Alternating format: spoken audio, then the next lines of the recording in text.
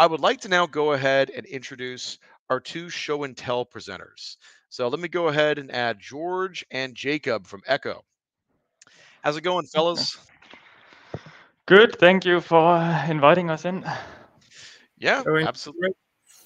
Yeah, absolutely. So, George, are you ready to go ahead and share your screen? Yes, one moment. No problem. Still getting used to the system. No worries. So let me take this out. There we go. And then we All go right. into read mode. All There right, we perfect. Well, I'll put you guys full screen, and you have the floor. Thank you. go. Jakob, you want to start? Yeah, I'll start. So just before George takes over on the technical part, I'll just give you guys a little bit of context to who we are and what we're doing. So George, if you could move to the next slide. So basically, we Ecco Sneaks Data, or Sneaks Data in short, as we like to call ourselves, was founded in 2017 by our founder René Madsen as a data science startup. Basically, with the initial aim of driving the use of data science and advanced analytics decision making within the family of Ecco companies. So you might have heard of Ecco, the Ecco brand as a shoe brand, but it's worth mentioning that the Ecco umbrella also owns a list of other companies, small and large, including our little data science startup, which is now 15 employees. So as mentioned, we have around 5 years history at this point. We started with building, basically the first year we started building hardcore data science forecasting. Basically, our first product was built with the purpose of forecasting. Are we able to forecast the likelihood of selling, let's say, 1, 2, 3 pairs of shoes across an entire retail network, so other products than shoes for that instance. And then based on those forecasts, be able to take optimized stock decisions, such as like where to put the stock, how much stock to refill into the separate stores, but also when you're buying a pair of shoes online, where do we send it from to minimize waste and like distribution and so forth. And we managed to sell this product into one of Ecco's larger retail networks in Europe in 2019. So basically controlling all these stock decisions across this retail network, across more than 20 countries.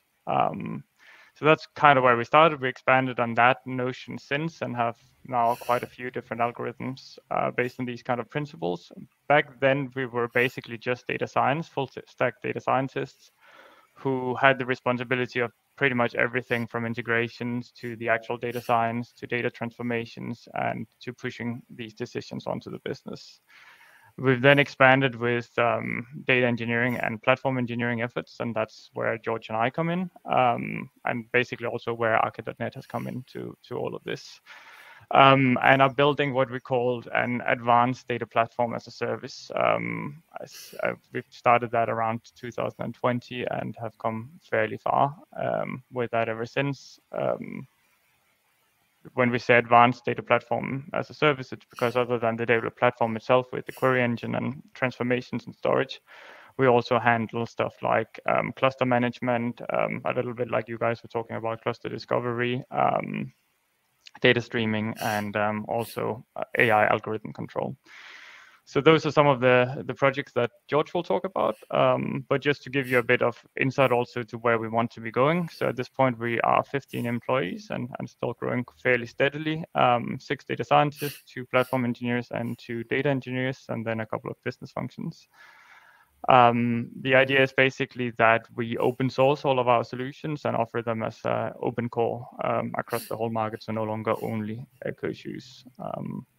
Yeah, that's pretty much it. Then I'll move over to George, who's crafted a couple of really nice Akka-based algorithms or services. Thanks, Jakob. That was a really nice intro.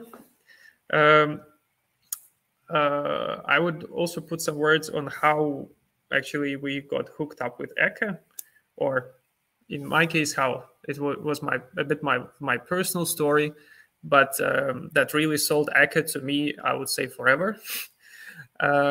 It's really short. So basically, the company I worked before, Sneaks Data, it was an ad tech company, and we had this huge distributed hash tables stored in the thing called Voldemort, which is a huge, which is like an engine developed by LinkedIn where you can store terabyte-size hash tables that are accessible real time. And the task we had was very simple. We needed to copy a lot of data from our S3 buckets into those clusters when we got an update on the data we were serving. And then we had several data sets we needed to copy, ranging from, say, 200 gigabytes to like 5 terabytes. And obviously, the faster we copy, the faster we go live with new data. So the more money we will earn on auctions, because what we were trading identity information more or less in the auctions, and the more you know about the cookie, the bigger the value it will be for DSP, for example. So the challenge was that copying that amount of data from S3, though sounds trivial, it's actually not a trivial task to do within, let's say, 10 minutes. So originally we had a multi-threading Java application that was doing that and was performing all right, but we had issues with high CPU load on the cluster while the data was being copied.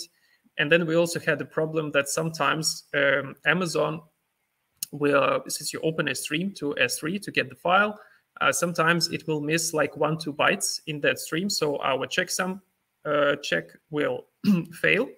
And then we have to re-download the whole thing. And one other issue we had that sometimes we won't have this problem. So we seemingly so the cloud thinks it gave us all the bytes, but we haven't written all the bytes. So the final store that is on the live cluster will have like 7 bytes size difference from the S3. And the whole problem with Voldemort is basically if you corrupt one of the files that holds the keys, the whole cluster cannot initialize. And then you are not live. You can't serve new data. So all your advertising options basically stop working. And we struggled with that quite a lot because the problem was not reproducing with any pattern. So we couldn't find the actual root cause of it. We kind of nailed it down to something like threads competing for resources, but we couldn't really understand what was going on. So at some point, we just decided to rewrite it and use Akka instead. And the biggest relief doing that, and that was in Scala back in the day, for me, the biggest relief with that was that we solved the problem with like 200 lines of code. And that was it. And we had automatic retries if the file checksum didn't match the one reported by the cloud. We had automatic retries of the whole thing if something went completely wrong. We had reduced CPU load while maintaining much better download performance. So actually our download speeds dropped from, say, for 1 terabyte, we had 1 hour time to download, and then they dropped to like 10 minutes for the whole store plus verification. And obviously we were not downloading to one machine, so it's to usually 5-10 machines at the same time. So that was my personal success, and our whole team that was working on that, because we also fixed the revenue problem for the company, and we solved it just using a smart code framework. That's just a little story of how I fell in love with Akka. And when I joined Sneaks Data, me and Jakob, we also worked on heavily integrating Akka in our processes here. What we do as platform engineering department here, we basically support large-scale analytics, right? So when you have a lot of data, you have AI or machine learning, or we also have a lot of optimization algorithms that is basically solving a very complex equation, to put it in a simple way. And we need to compute that fast. We need to compute that within reasonable time. We need to compute that within the budget. And then we also need to ship data for that, obviously. And the common challenges are listed here. So basically, if you want to stream data, you have low diversity in the streaming products available on the market. If you want reliability and error lineage and fault tolerance, that's not actually out of box available from any open source or commercial product. Then computational resources are not infinite, but data scientists tend to build stuff against infinite resource model. So we have to manage that somehow. And also many commonly used things like Spark, for example, they are not native to Kubernetes, even though Spark, for example, has a Kubernetes sort of extension. It's not really working well enough for us to use it 100% in production. Also, other thing is that we live these days in containerized world, but many big data processing tools they were developed before this era, so we need to somehow make them friends.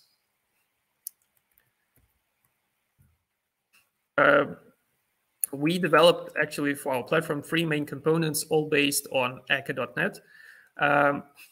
We have a thing that manages workload for Spark clusters, which provides a job queue that sits outside Spark, fault tolerance scheduling, also HTTP interface, and also acts as a Kubernetes API proxy for Spark. Then we have an application that runs machine learning or optimization algorithms with virtual queues. So instead of actually having, for example, an Azure queue for this application, we use Akka's Merge Hub, Akka Streams Merge Hub to serve as a virtual queue for this application for reasons that I will talk a bit later about. And with all the things that you see on the slide as well, which we'll talk in a bit in detail in a couple of minutes. And then obviously we want to stream data because one thing is when you batch load data, let's say every 6 hours, every 3 hours, and it's completely different quality of your predictions and optimizations when you do it on live data, which for our actually for our use case is almost fundamental because, for example, auto replenishment works based on the information that you have about current inventory levels. And if you don't have up-to-date inventory levels, then your optimizations are, the value of the optimization you do is decreasing very fast. So we need some kind of data streaming solution. And obviously the answer comes like, why don't you use Kafka? Well, I'm going to talk a bit about that soon. First, like, why did we go with Akka Streams? There are several reasons for that. One is Akka Streams really have the very simple programming model that a bit resembles, for me, with a guy with the Scala background, it resembles functional programming. So it's kind of double bonus for me, but also it resembles LinkQ a little bit. For people familiar with LinkQ, it's very easy to onboard people on Akka Streams. So it's very easy to, let's say, hire a developer who never worked with Akka and just give him a short crash course, and then he's already delivering code that is fit for production. So basically simplicity. Then you get a lot of things out of the box with Akka Streams, namely fault tolerance, retries. And then when we talk about managing execution of jobs in Apache Spark, then we have these 3 big challenges, right? We have Spark clusters, which have, let's say, they can auto-scale, but they can auto-scale to the amount of money we have. But the number of jobs and the volume of workloads that we want to run on these clusters is always bigger because business always wants more than we can technically serve budget-wise. Then Spark doesn't really support auto-scaling in the sense as Kubernetes, for example, understands it when you have node pools, right? And then there are 50 machines now, and then there are 10 machines 1 hour later. depending on how intensive your workload is. Spark doesn't work that way. Internally, Spark can auto-scale the executors that it allocates to certain jobs, but it can't scale the actual cluster that it's running on. The same goes for Yarn. So, for example, if you take Amazon EMR, they developed their own solution to auto-scale EMR clusters. And for almost 1.5 years, I worked with EMR clusters that were not able to auto-scale. So you basically we had to provision, say, 500 node cluster and just live with it, even if it was busy like 50% of the time. And that's a lot of money thrown away. And here because we also aim to serve a lot of customers, we obviously do not want that because it's not financially viable for us. And then the queue management, obviously, in Spark is quite primitive. So you either have FIFO, you have fair scheduling, and then if you're constrained in number of cores you have, then you submit 1,000 jobs, and they just wait for resources, doing nothing. And then you have, let's say, 50 jobs just executing. And that is very suboptimal behavior. So what we thought when we developed this application, like, let's treat incoming jobs as events instead. And basically the message in the event is the job configuration. And then we will build an application that processes these jobs as an event stream.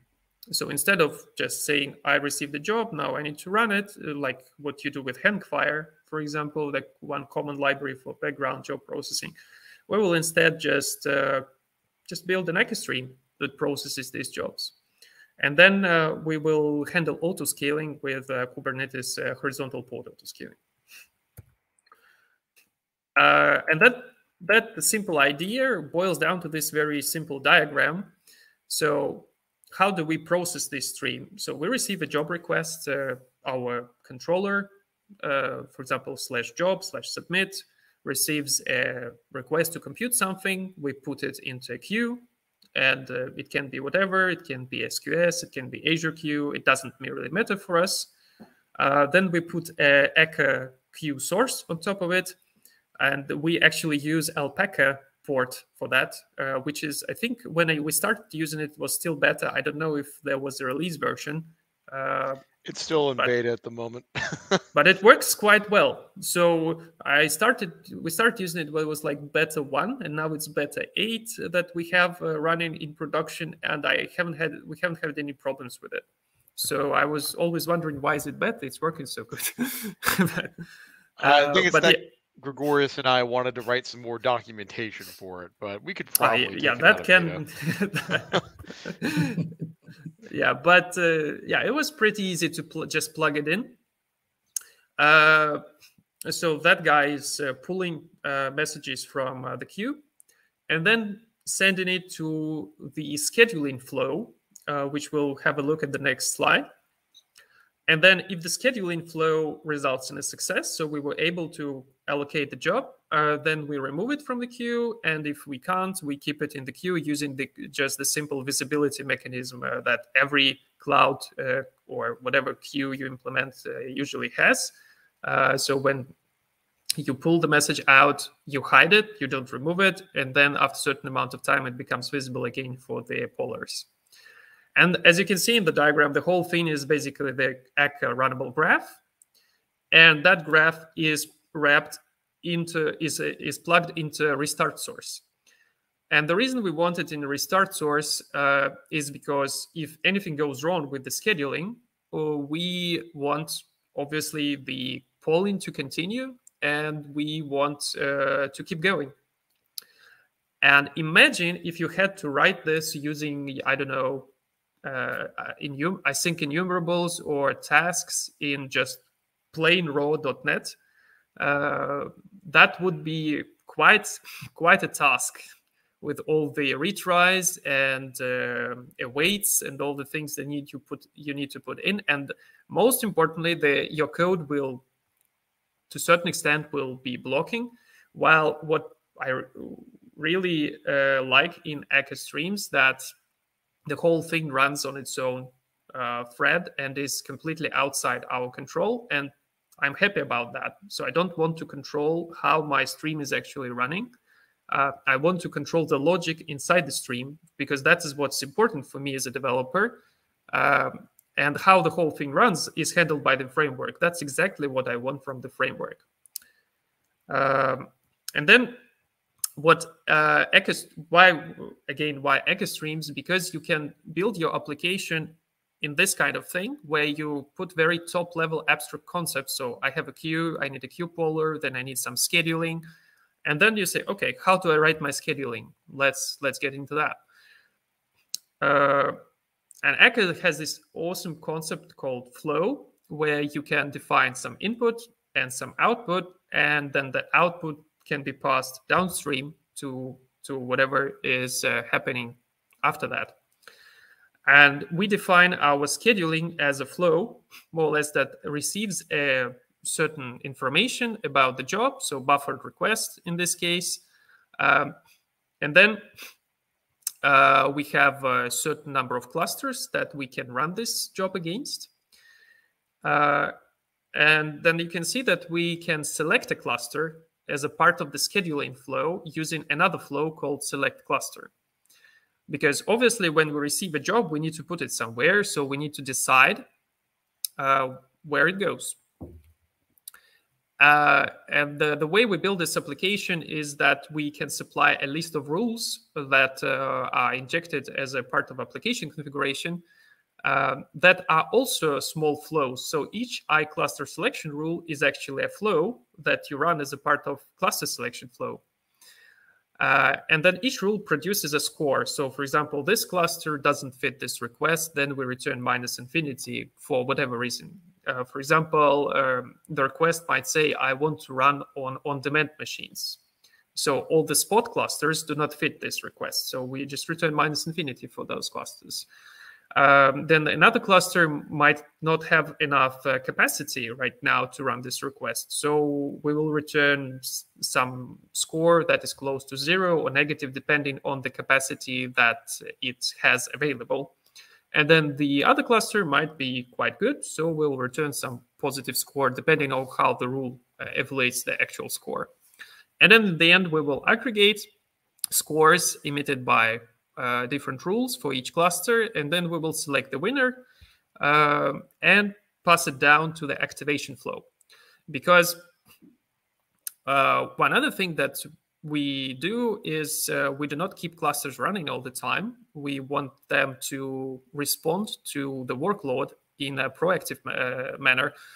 So if we receive a request and we see there are, say, 5 running clusters and one is sleeping, then okay, that's good for us. Maybe we do not need to wake up the sleeping guy. We still have capacity on the new ones. But sometimes we need to activate a cluster. And that, again, is a separate Akka flow. So it's here. That will, I will not go in details how activate actually works. I just put this small snippet here. So basically we have Spark has 2 stateful sets, the one for master and one for worker. And then when activate is called, we just check that they are scaled. If they are not, we run a scale, another flow, another Akka Streams flow that scales these stateful sets. And then this will, we can concatenate the results of those scale outs. And when they are both done, we return the node address that is ready to use. And then obviously we can fail to scale for multiple reasons. For example, Azure refuses to give the machine. That can happen. Or the giving us the machine takes more time than we expect. And this is the brilliant thing in Akka Streams, that I can allow my code just to fail. I can basically just throw an exception, and that's what we do. And then if we go back here, we have this restart source guy, which will catch this exception and retry everything when the message becomes when the request becomes available in the queue again. And let's say we have this just as a application configuration when that will happen. I think it's like 15 minutes. So basically, we are acting on assumption that you have 15 minutes to schedule one job, and if you can't do it, then we'll schedule it again. And if we can't do it, we just fail. And that makes writing code super easy in Akka Streams, because I don't need to think twice what to do. Like, do I need to return like empty value here and then decide what to do with it? Do I need to return null and handle it in a special way? I just throw. And then I actually can put nice information in my exception. I can put a metric on it, and then I can see all that in my whatever Elasticsearch, or we use the Datadog, or whatever solution you use to monitor your applications. And then if we succeed in activating the cluster, then we have another small flow that with the same idea of rules, which allows us to configure the request. This is a bit specific to Spark, so we can tell how much memory should be used for this job, how much CPU cores should be allocated to it maximum, or how much space it is allowed to take on the cluster in general, and some other job-specific configurations that affect cluster performance. So we set them here, and then in the end we produce a configured request and a cluster that is ready to run it, and then we ship it to the cluster. And the last thing that we do is, you will see it a lot on my pictures here, we checkpoint, we use Azure Tables to as a metadata store where we put basically some information that we need to report the status of what's going on, and also to track what's going on. So this is where Akka Streams really shines, because we receive, let's say, I think several thousand compute requests per day of different kinds, different Spark jobs. And we have this simple system that is handling them one by one, because it's all basically one thread. So we have one request, we pipe it into scheduling flow, while this guy is being reviewed for the cluster selection, another guy is being pulled out, and it's just like a conveyor of jobs that is going in. If something fails, we restart. And also the beauty of this, that we can deploy this application at any moment in time. If it's busy scheduling, it will just restart when they become visible again. So it's completely stateless. We do not care if we break the current scheduling process, because it will start again without any intervention from our side. Then other nice thing that you can do with Akka Streams is to have process supervision, which we rely a lot on, because when you have these sort of asynchronous, or I know it's not right to call it asynchronous, but a separate process, let's say, that is doing some logic, and you want to monitor that process. So for example, in our case, we want to see, has the job finished on the Spark cluster? Has it failed? Where are the logs? So what do we tell the guy who launched it? And that you can easily do just defining Akka graphs that do this supervision. So for example, we have supervision flow that reads the checkpointed, so the saved job requests from the NoSQL store. So in our case, it's Azure Table, then retrieves the cluster information from this JSON that it receives, checks, is it done? If it's done, then it will archive the logs, mark it as completed. If it's failed, it will mark it as failed, archive the logs so they can be read. If it's running, it will just repeat.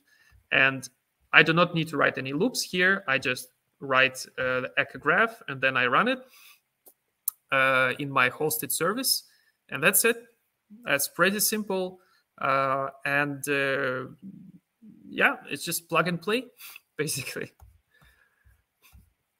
Then other thing that we had to solve was how do we run a lot of predictions and optimizations at the same time? Because when data scientists is developing the algorithm, they usually run it locally a couple of times, and it's not hard, obviously, to do. But what about if you have like 1,000 predictions per second coming in. You need to accept, schedule, execute them, and communicate the results back to whoever sent that. And then you need to do that 24/7. As an example, we had a case when we had to compute redistribution of products between stores, warehouses for 10,000 SKUs, which is like 10,000 parallel computation for one request. And the way we do it, we ended up doing it, is using Merge Hub. Because Merge Hub is a many-to-one aggregator, right? So you receive many events, and then they are piped to a single sink, to a single destination. So in our case, we launch Kubernetes jobs for our optimizations because all of them are containerized. So the natural way is just to launch a Kubernetes container in Kubernetes and get the job done. And then we just need some way to schedule it with minimum time, because scheduling time is important. We have some algorithms that are kind of close to real time, so we need scheduling to be the minimum there. And then you need to run it, obviously, and get the results back. And Merge Hub is ideal thing for this because normally when you have, say, a high-load API, you need to come up with some sort of batching procedure for that API. So or put a queue in front, right? So you put your incoming requests in when the load goes over a certain amount, and then you will pull that queue and gradually process them. With Merge Hub, and obviously that introduces latency, right? Because you need to write things in the queue, you need to get them out of the queue. Getting out of the queue is polling procedure, and then you're in all clouds, you're actually charged for that. So it's not really ideal for, as we thought. So we thought, like, why not just use Merge Hub, where we can have a simple controller action which adds the payload to the Merge Hub, and then Merge Hub will pipe it into Kubernetes. So our sink will be a Kubernetes where we basically the process where we create a Kubernetes job. And then we put a horizontal pod autoscaler on top that will just spawn more pods with more Merge Hubs when we have high request rate, and then we'll shut them down when it's normalizing. And one thing that Akka gives you here is you have throttling out of box. So also, because obviously Kubernetes control plane and Kubernetes API, they are running somewhere, so you can't just send thousands of jobs there per second. You need to normalize your request rate to Kubernetes, and Akka helps you with that by just plug and play again. And you can normalize your incoming request rate as well, so your application, the processing pipeline is not overloaded, which is just excellent. It's just two calls, and then you have a steady data processing pipeline.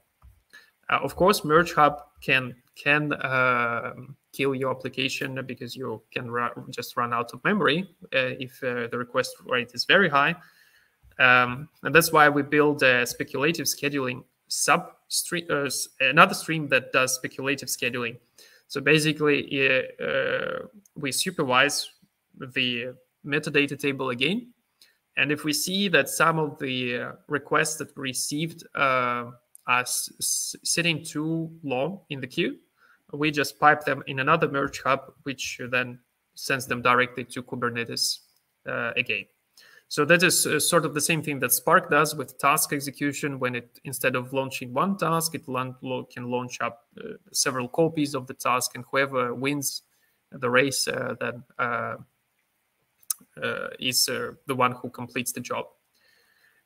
And that solves the problem with restarts for us as well, because as long as we can receive the workload and serialize it, we can always pick it up by another Kubernetes pod can pick it up and send it to launch a job. And the same goes with result processing, because when you have 10,000 parallel computations completing at the same time and sending the results, you need to you have some work to do. and you don't want to exhaust your thread pool with that. So we also communicate results back using Merge Hub. Because basically what happens, the data science container or the machine learning container will finish the job, and then it will send us the result of that job or whatever it was doing. And then the request that it sends, we will put that in the Merge Hub. So if there are 10,000 containers here, they will all go through Merge Hub one by one, and we will perform the bookkeeping operation that we need so the client can actually read the results. And then, the last topic is data streaming. So how do we manage streaming workloads? Basically, as I said, Kafka and Kinesis or no streaming. That's kind of the state of things these days. But the problem is that this is no variety at all. And then you require specific setup and knowledge to actually operate both Kafka and Kinesis. And hiring for these products is problematic. And then if you want to, on Azure, like Kafka implementation on Azure in what's called Event Grid, it's not really ideal, let's put it that way. So if you want more functionality, you have to either go raw Kafka and maintain it yourself, or go AVS. So we thought maybe we can just build something simpler, something that is not as powerful as Kafka maybe, but that is very simple for everybody, not just us, to configure and use streams. And we thought like Akka Streams is the ideal candidate for that. One thing we where we wanted to have in this application is to use Akka Remote to dynamically provision actors from Kubernetes cluster. And I think, Aaron, you mentioned that would be a coming feature. The ability to go ahead and provision actors from Akka.remote? Yeah, from Kubernetes cluster. So use provision actors from Kubernetes cluster using Akka Remote instead of using threads. Gotcha. Okay. Trying to think what feature you're referring to, actually. Let's say we do have our Kubernetes-based service discovery and all that. But you'll have to follow up with me offline to refresh my memory on that one. No worries. But anyway, so you said you looked at using Akka.remote for some of your streaming systems? We wanted to use Akka Streams, but I wanted Akka's actor system not to use the local machine thread pool, but to use actually the whole Kubernetes cluster to give actors to my Akka Stream. Okay, yeah, you actually can do that using stream references in Akka Streams today. That would allow you to have basically like a source that basically exists on one node and a sink on another node that can run your graph that way. So that feature made it into Akka.NET 1.4, and we do have documentation on it, but what we don't have are any tutorials on how to actually really like design with it, if you know what I mean. So yeah, that's probably what we were missing, because I kind of tried to set it up, and then I thought we will go with an easier approach, which I'll just describe now. So what we thought, we will just launch a certain number of streams per application instance, and then when we need more streams, we'll just launch more pods that run a certain number of streams. And then the thing that we wanted from Akka Streams here is the ability to externally control a stream, because what you want with your data streaming is you want to turn it on, and sometimes you want to turn it off. You want to restart it with different configuration. You want to know how much data is going through your system, who is sending that data, where is that data going. And Akka actually gives a lot to do that. And one of the biggest things that you have with Akka is a kill switch. So you can just add a thing called kill switch to your stream, which allows remote termination of the switch of your stream, which is shown in my code snippet here. And it's as simple as that. And then the return type of your stream is basically, so since we do keep write, it will be a kill switch. And we basically just store it in our application memory. And if we need to kill the stream, we send an API request that finds that kill switch and turns it off.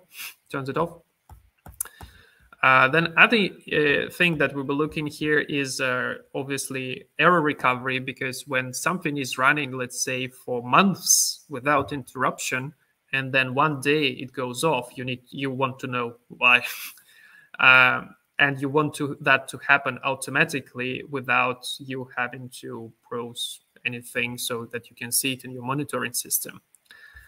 And again, Akka Streams has this wonderful thing called recover with retries, which is just part of your stream, which allows you not just to catch an error like we're doing here, but also we add a separate call to actually process that error, write the error information in the metadata store we use for this application. So we can have a full stack trace there as well. We can also see that the stream has failed and why.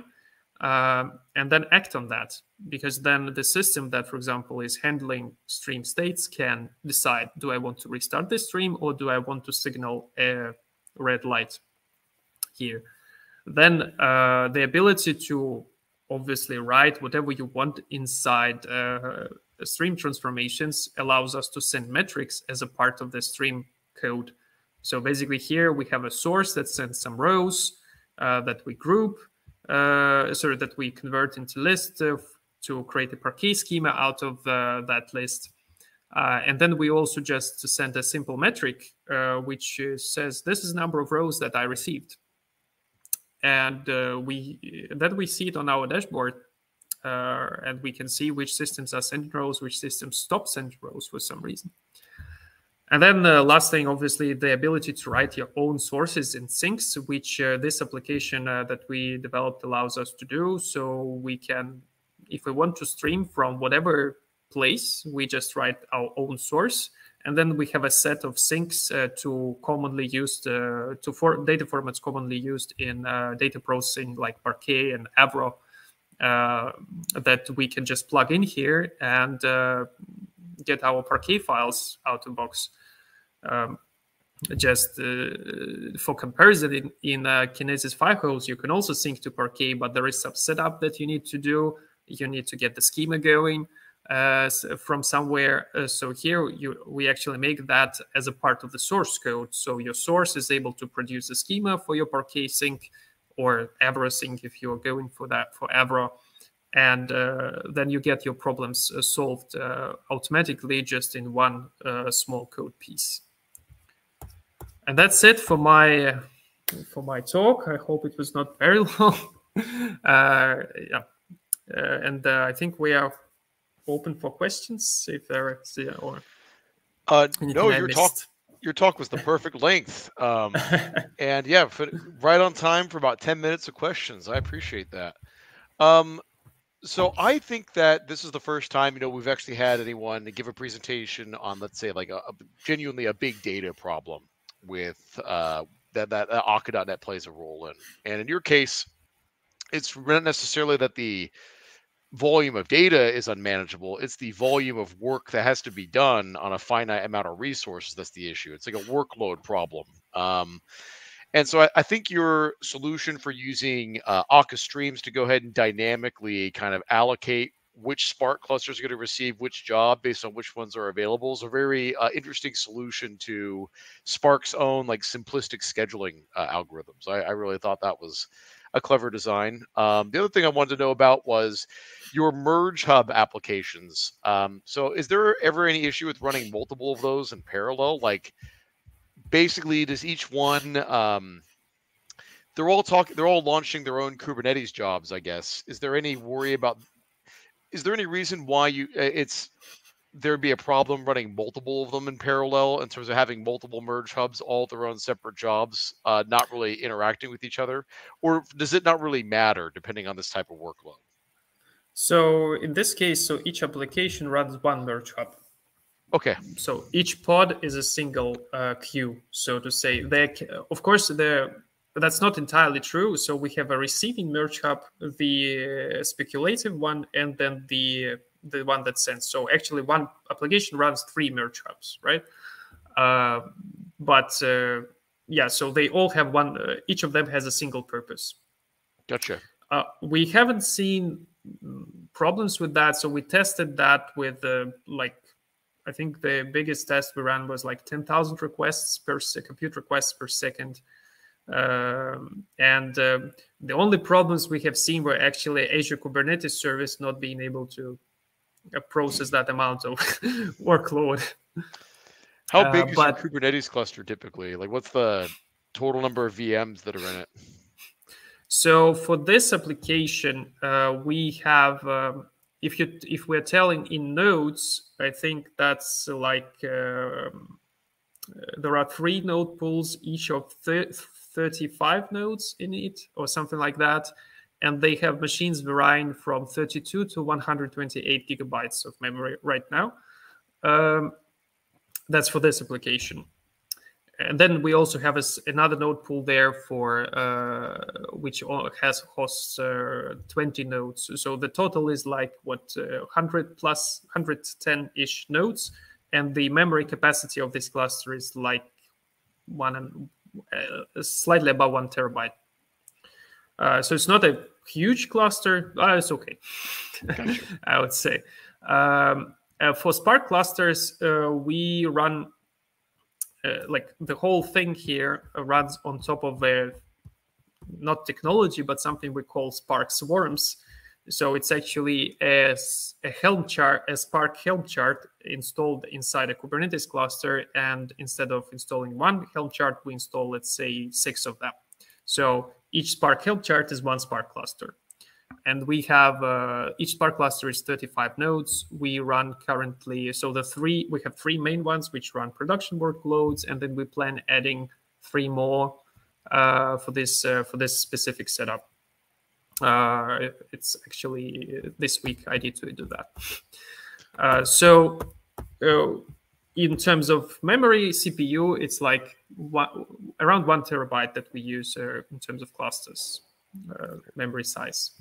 Very cool.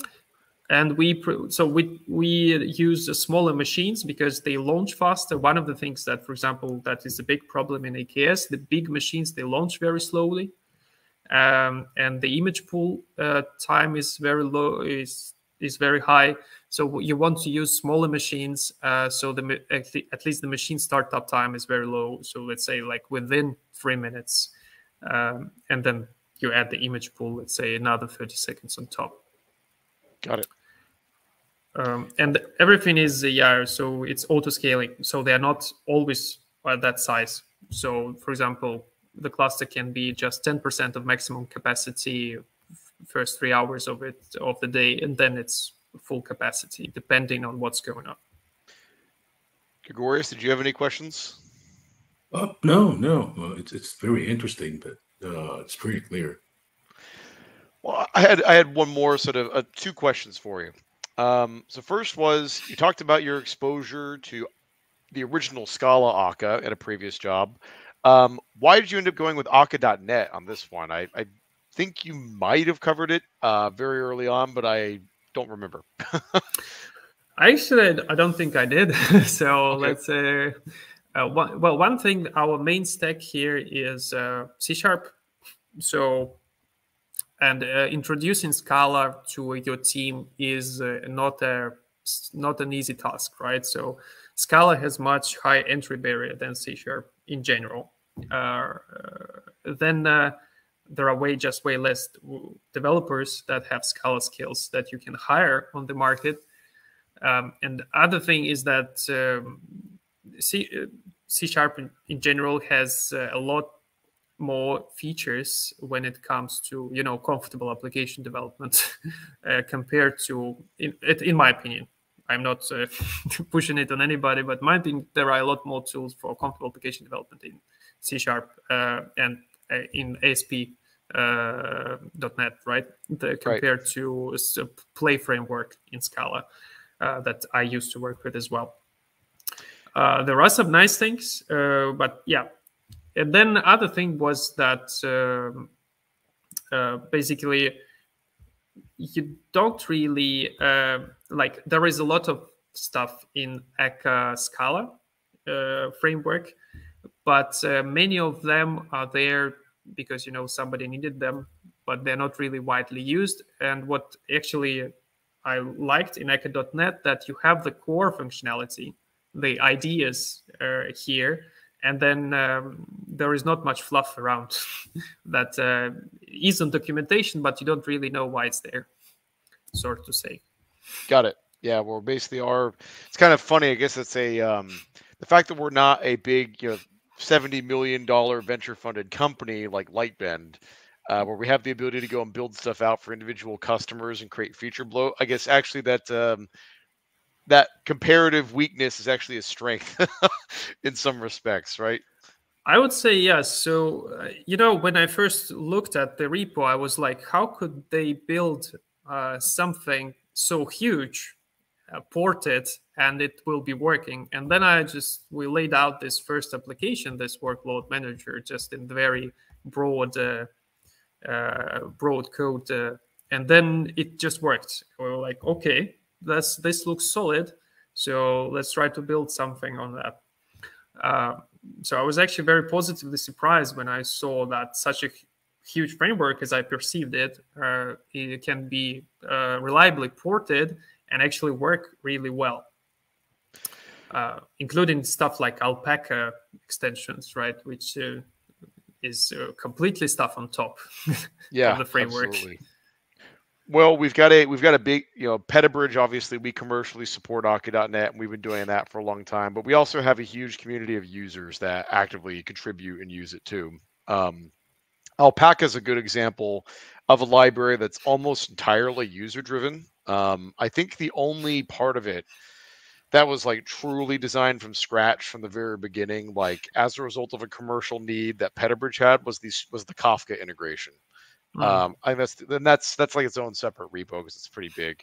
That's the only really, let's say, big one. The rest of them were we had customers that wanted to use Akka Streams for talking to Rabbit or talking to Azure Event Hubs or talking to Service Bus, and they wrote a version of it themselves. And Gregorius and I and other members of the contribution team have maintained them and cleaned them up over the years.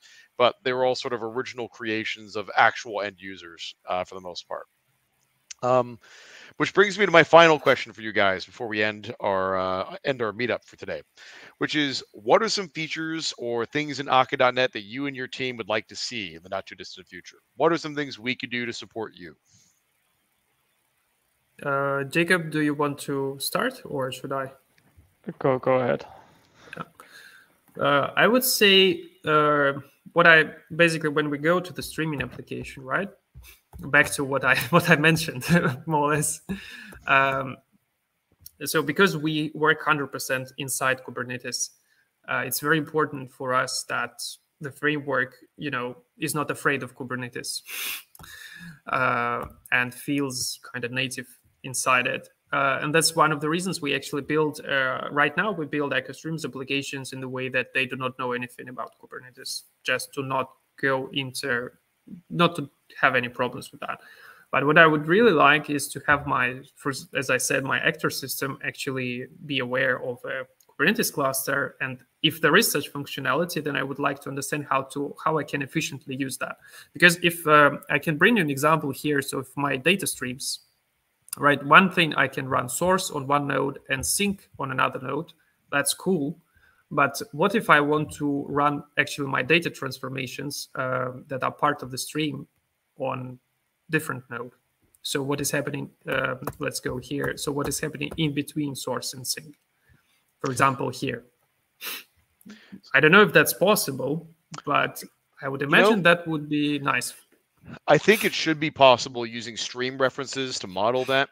You would basically would just take a normal flow and you would model that as a substream basically inside of it, is how that would probably work. So, okay. That's more of it. But what you're asking for is kind of more of like and I've never done this myself before either, so I can't even tell you how to do it off the top of my head. But it would be something more along the lines of using Akka.cluster to discover those new Kubernetes pods that come online and being able to use that information to figure out where are sources inside my cluster that I need to attach to in order to do my job. So being able to basically connect hubs and stream references together using data from the cluster to create some dynamic sort of scalable, horizontally scalable processing. Exactly. I think all the building blocks are there. It's more of a matter of we need to have a pattern that kind of makes it easy to reason about. And And so, yeah, that's actually kind of a fun, that sounds like a fun challenge, actually. So that's something I'll go ahead and give some thoughts on that. We have a repository that we've been updating with some more like modern infrastructure examples of Akka.NET. So I've got one on how to do reliable messaging with Alpaca using RabbitMQ and Akka.cluster. Got another one on Razor Pages, which is mostly about how to use Akka hosting to kind of integrate things like shard regions into your app. But maybe doing one around how to use stream references would be a good use of time as well. That's something. Yeah, I would say actually that I would definitely like to know more about that. That sounds like a good idea. Well, gentlemen, I want to thank the team at Ecco Sneaks Data for their really awesome presentation. This was really helpful. Appreciate it. Appreciate it tremendously. These little insights into how people use Akka.NET in the real world really help our users a lot. So it's always a really big help to everybody when you do that. So we appreciate you and your time. So thank you. It was a pleasure. You too.